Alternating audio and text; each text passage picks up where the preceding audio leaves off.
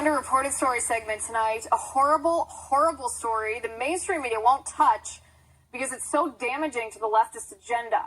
A 5-year-old girl sexually assaulted in the girls' bathroom at an elementary school in Georgia because a boy was allowed into the bathroom due to the transgender bathroom policies at the school.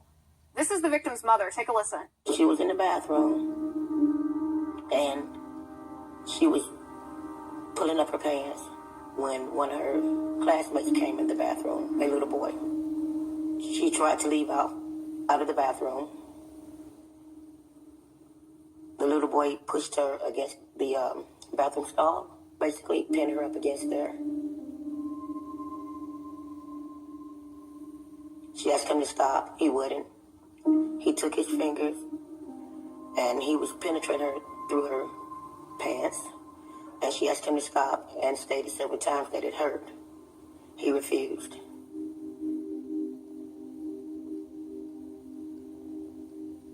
Once he was done, she went to class. I asked her if she told anyone about it. She started crying, saying, "No, Mama, I didn't tell nobody, but I didn't ask him to come in the bathroom with me. I didn't know he was going to do that." And I told her that it's not her fault. It was just not her fault. He should not have been in that bathroom. This elementary school in Georgia is now under investigation for how it handled this assault.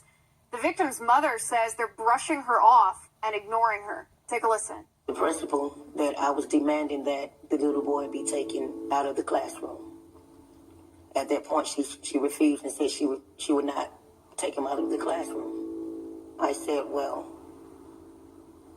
what changes can you assure me that can be made? Can you assure me that he would no longer be allowed to go into the girls' bathroom?"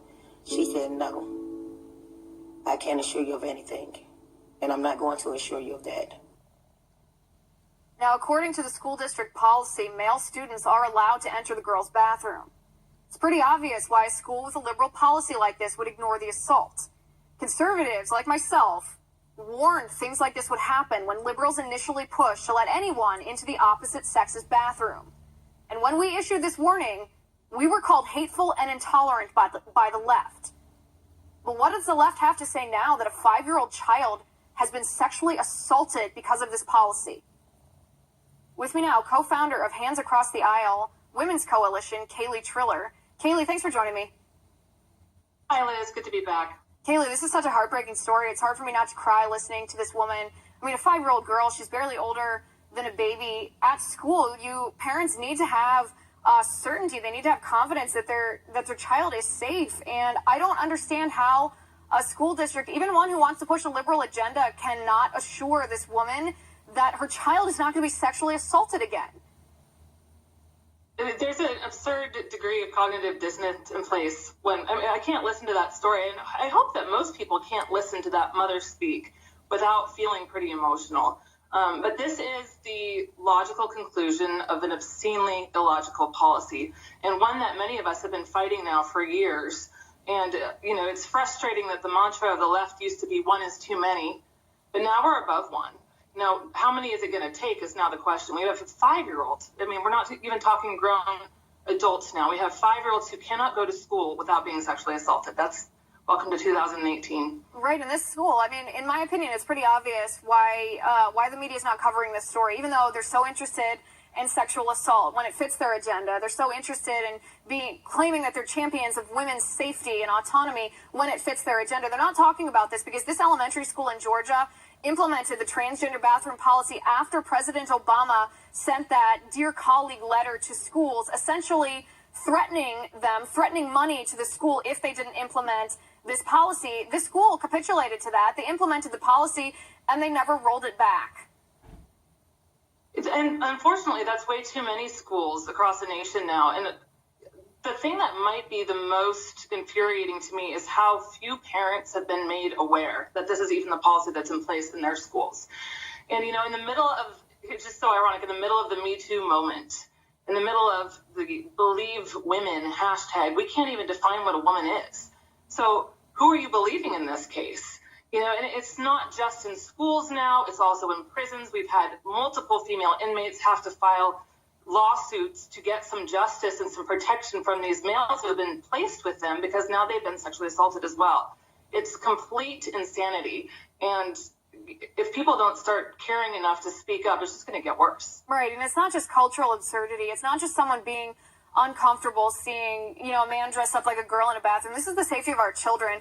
A spokeswoman by the name of Courtney Burnett from this school district in Georgia was asked if this policy remains in place today and if we should believe all women who make accusations of sexual assault. And she said that it is irrelevant, that's irrelevant. This little child is not irrelevant. This little child has proof that she was sexually assaulted.